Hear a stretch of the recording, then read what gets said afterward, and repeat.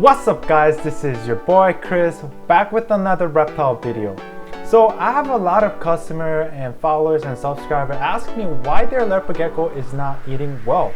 So in this video I'm going to teach you guys why they're not eating and how you can solve this issue. There are various reasons why your leopard gecko is not eating, and basically I'm going to break it down to a couple things and teach you guys why they're not eating. Number one reason is because usually around February to July, female leopard geckos, they have this period called a ovulation time. When this period is going through the leopard geckos, for the females try to usually look for males and try to mate. So when they're around 6 months or above, or their weight is 50 grams or above, this might be a time where your female is ovulating, and that might be the issue why they're not eating. Number two is probably because they're not satisfied with your setup. So there are a couple things that you can fix. One is the temperature, and number two is the substrate, and number three is the humidity level, and then number four, lastly, is going to be the height. And for the third reason that I can think of is when they just arrive to your new house. Usually leopard gecko needs some time, so if you just got your leopard geckos and they're not eating well, I'm going to tell you why. So before I go ahead and review and tell you guys all the information about these leopard gecko, don't forget to subscribe, like, comment, and let me give you guys all this amazing content going forward. So number one reason, during this February and July, females are ovulating, and females will be carrying these eggs in their womb, and they're very sensitive at that point. So if your female is not eating, that might be a one reason. You just gotta understand, at this time of period, you just need to spend a lot of time with these female and make sure they're eating well. For example, when I keep my reptiles for females, I place a warm dish for them so that I can keep on track how many insects they eat every week or every 2 days or every 3 days. By doing this, you can simply tell whether they're eating or not. So I will highly recommend putting some kind of warm dish in the enclosure so you can keep on track how many insects they're actually eating every day. And number two reason about the setup part, usually leopard geckos, they're not super picky about the house and enclosure and stuff. But usually if you're not keeping a temperature that is between 85 to 90, you're kind of off track right now. So be sure to have your temperature probably around 89 and 90. That's the most comfortable temperature for them.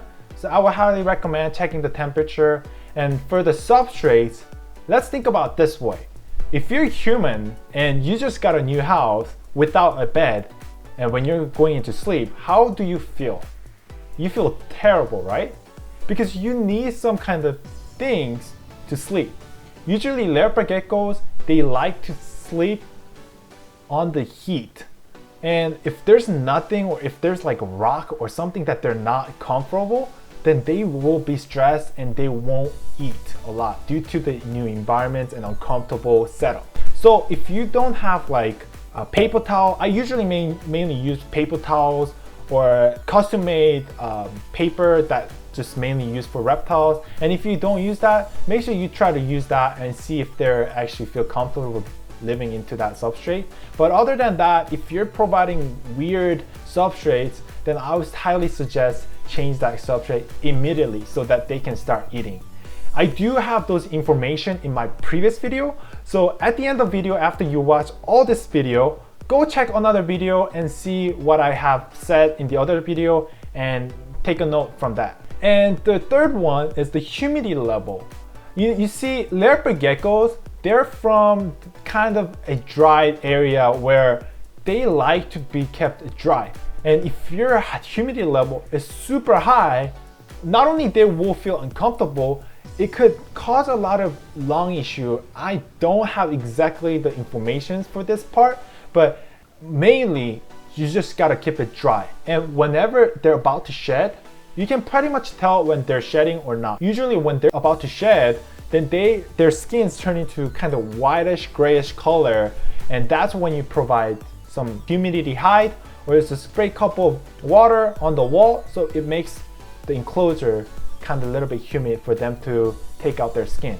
Number 4 reason is the height. Leopard geckos usually like to stay in a dark area and hide in some kind of hide and naturally.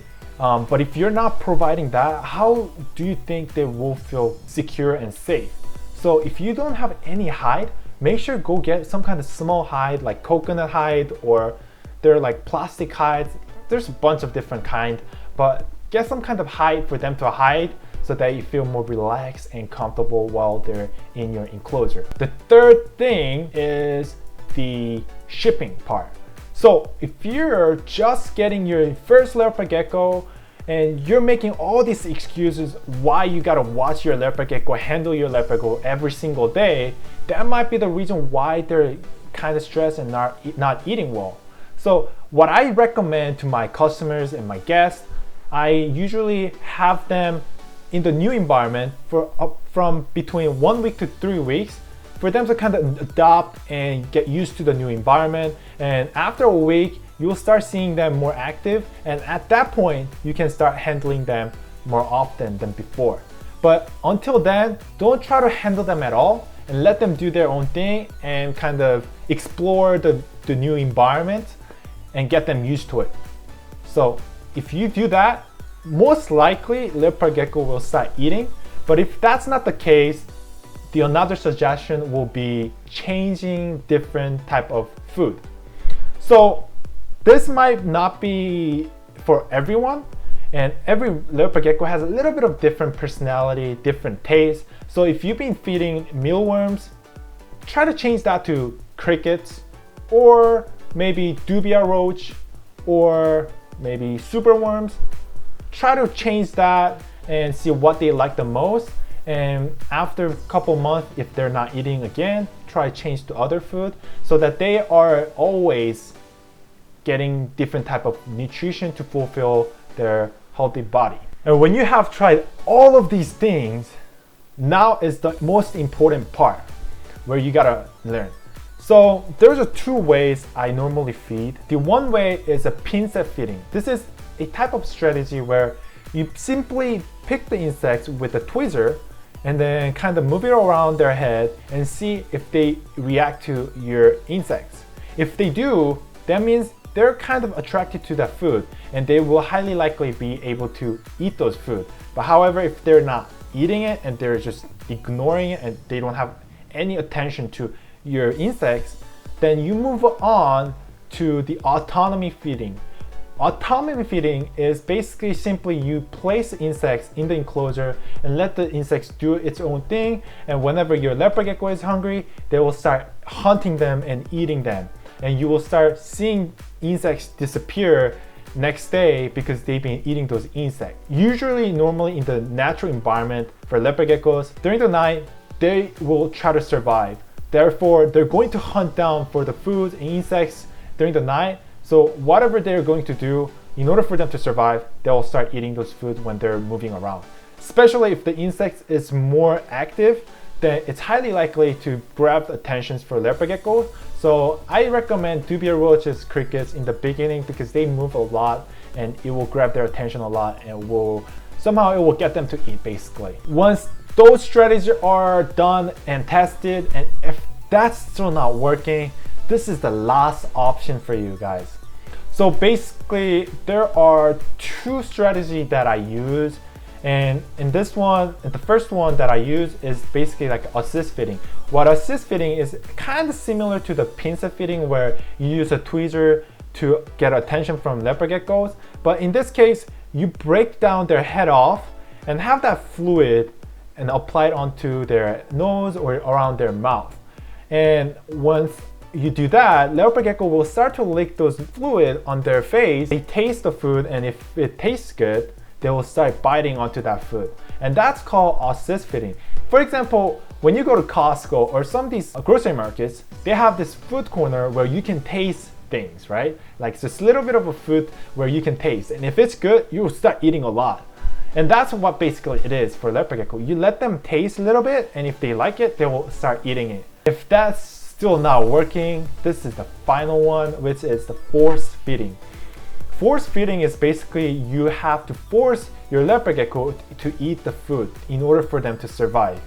You know, honestly, this may sound abusive and it's kind of hard to feed like that, but trust me, if your leopard gecko is about to die, starve to death, then that's the only options that you have.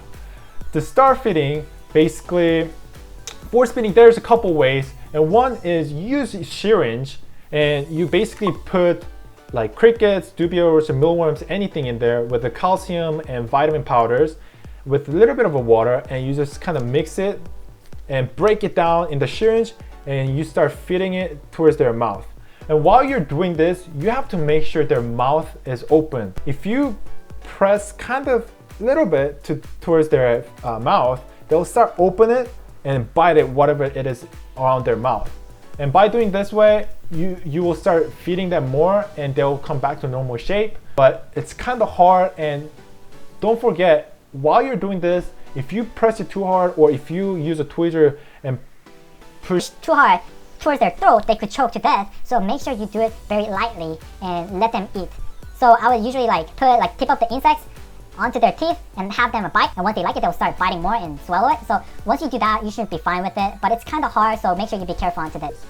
And while you're doing this process, I wouldn't recommend doing this too often. I usually recommend like maybe one time per week. If you do too often, they will be more stressful and eventually they won't eat at all, and which could be really bad situations. I do not recommend doing this often, but in the last options, if that's the only thing that you can do, get them back into the right shape, that's the only way to do. Some leopard geckos, because they have a different taste, different personality, some leopard geckos are a little bit picky and they just don't eat a lot compared to other leopard geckos. I have like a couple of females that eat extremely well and they eat like every single day and they're like kind of buffed up, but some leopard geckos, they just don't like to eat at all. So you just gotta keep on track onto it and see how many insects they're eating in the worm dish. If any of the insect doesn't work out, we have a product called FOODY-BITE.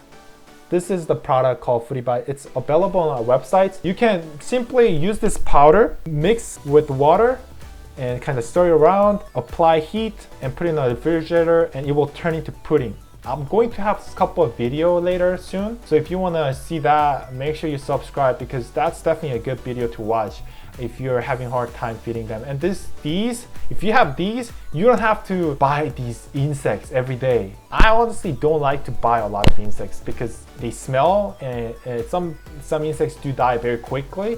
But by using this powder, you can probably keep it for a couple months and have no issue with them.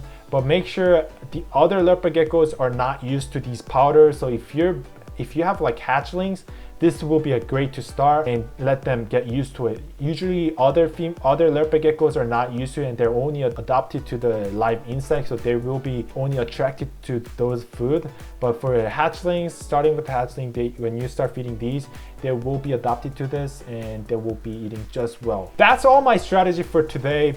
If you have any other type of questions, or if I miss out some informations, or if some of my information is kind of misleading, then write a comment. I would love to see what your thought is. Thank you so much for watching my video, and I'll see you guys later in the next video. And don't forget, I do have a couple videos basically talks about leopard gecko, so check other videos and let me know what you guys think as well. Thank you for watching, and I'll see you guys later. Gecko.